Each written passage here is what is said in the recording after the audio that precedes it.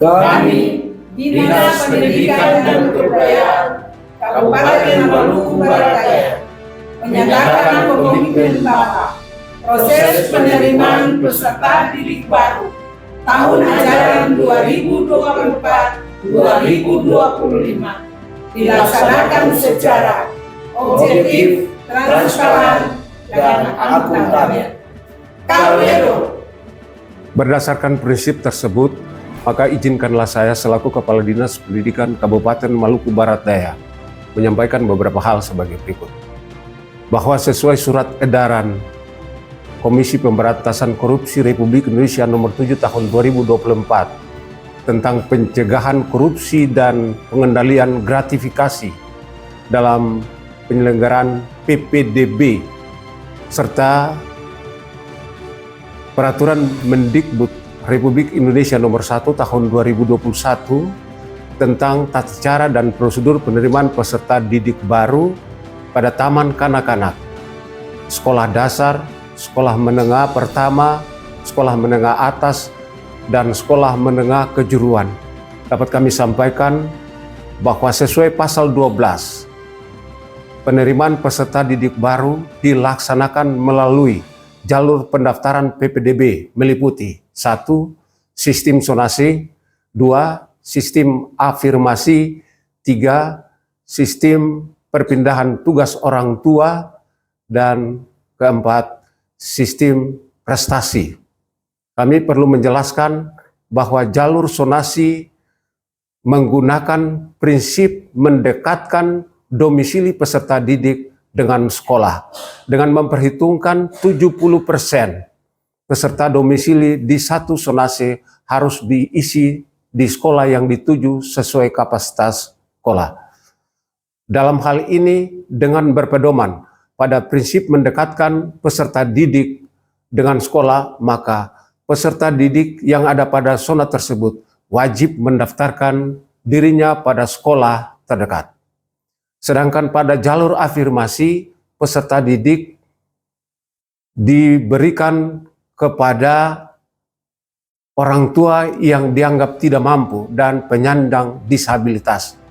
Karena itu peserta didik yang melalui pendaftaran jalur afirmasi dapat dilakukan bagi mereka yang ada di luar dan di dalam zonasi tersebut.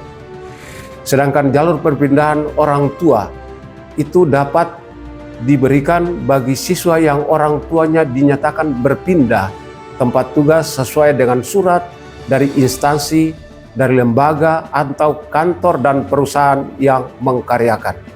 Untuk jalur zonasi 70% harus diisi oleh peserta didik yang ada di wilayah itu, sedangkan untuk jalur afirmasi dapat diisi oleh 15% orang tua yang tidak mampu dan disabilitas, sedangkan untuk orang tua yang dipindah tugaskan diisi formasi 5%. Untuk jalur prestasi hanya diperuntukkan bagi pendaftaran pada jenjang SD, SMP, dan SMA, sedangkan untuk pendaftaran peserta didik baru pada jenjang TK tidak diperlukan pembuktian prestasi. Siswa diharapkan memilih salah satu dari jalur pendaftaran penerimaan peserta didik yang baru. Selanjutnya sesuai pasal 26 disebutkan bahwa tahapan pelaksanaan penerimaan peserta didik baru meliputi beberapa tahap. Yang pertama, sekolah mengumumkan waktu pendaftaran. Yang kedua, dilaksanakan pendaftaran. Ketiga, sekolah melakukan seleksi sesuai jalur pendaftaran yang diumumkan oleh sekolah, tapi bukan dilakukan secara tertulis dan uji kemampuan akademik. Keempat, sekolah mengumumkan penetapan hasil seleksi peserta didik baru. Dan yang kelima atau yang terakhir adalah daftar ulang. Seluruh tahapan ini tidak dipungut biaya sebagaimana sesuai pasal 27 Permendikbud nomor 1 tahun 2021 yang menyebutkan pertama bahwa dalam tahapan pelaksanaan penerimaan peserta didik baru sebagaimana dimaksud pada pasal 26 tadi, maka sekolah yang diselenggarakan oleh masyarakat, dalam hal ini sekolah-sekolah di luar sekolah negeri atau sekolah yayasan, yang menerima bantuan operasional sekolah dilarang memungut biaya saat pendaftaran siswa baru. Kemudian pada butir B, sekolah yang diselenggarakan oleh pemerintah daerah atau dalam hal ini sekolah-sekolah negeri dilarang, satu, melakukan pungutan dan atau sumbangan yang terkait dengan pelaksanaan PPDB atau dilarang memungut perpindahan mutasi dari satu sekolah ke sekolah yang lain. Yang kedua, sekolah negeri dilarang melakukan pungutan untuk membeli seragam atau buku tertentu yang dikaitkan dengan proses pendaftaran penerimaan peserta didik baru.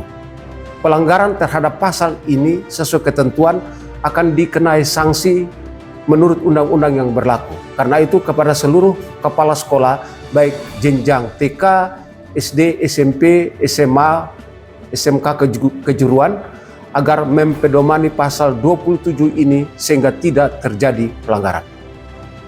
Dalam hal pengadaan seragam sekolah, batik, kostum yang diinisiasi oleh pihak sekolah tidak dimaksudkan sebagai biaya pendaftaran atau pungutan saat PPDB, tetapi hanya membantu, memfasilitasi, dan memudahkan orang tua untuk mendapatkan kelengkapan kebutuhan anak saat masuk sekolah. Karena itu sudah menjadi kewajiban dan tanggung jawab orang tua untuk membelinya sebagai milik pribadi anak dan bukan menjadi milik sekolah. Pada titik ini perlu kami jelaskan juga bahwa jika orang tua diberi kebebasan untuk membelanjakan sendiri, maka apa yang dimaksudkan dengan seragam sekolah, batik, dan kostum pasti beragam coraknya, pasti beda motif dan bentuknya.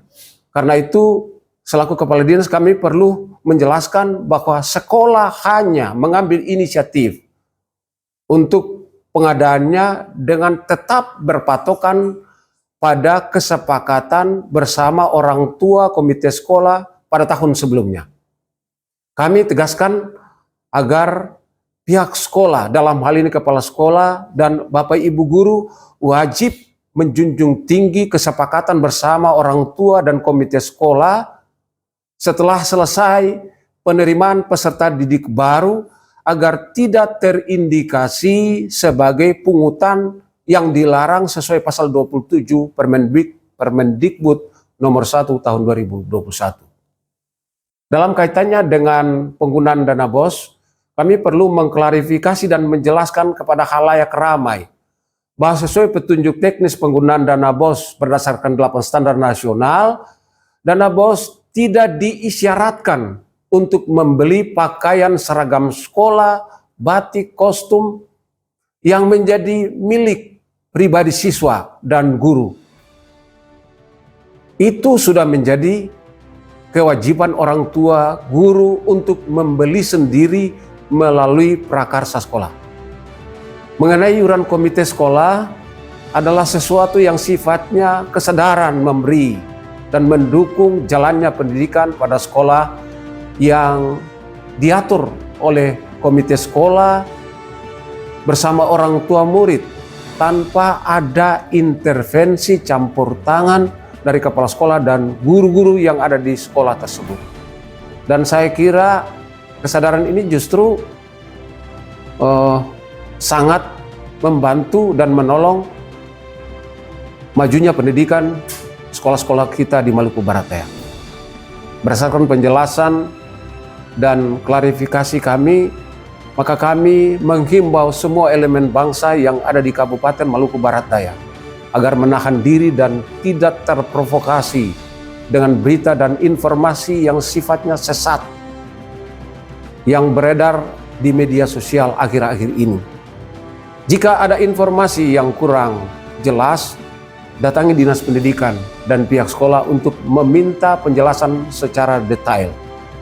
Karena pada prinsipnya proses penerimaan peserta didik baru tahun ajaran 2024-2025 dilakukan secara objektif, transparan, dan akuntabel.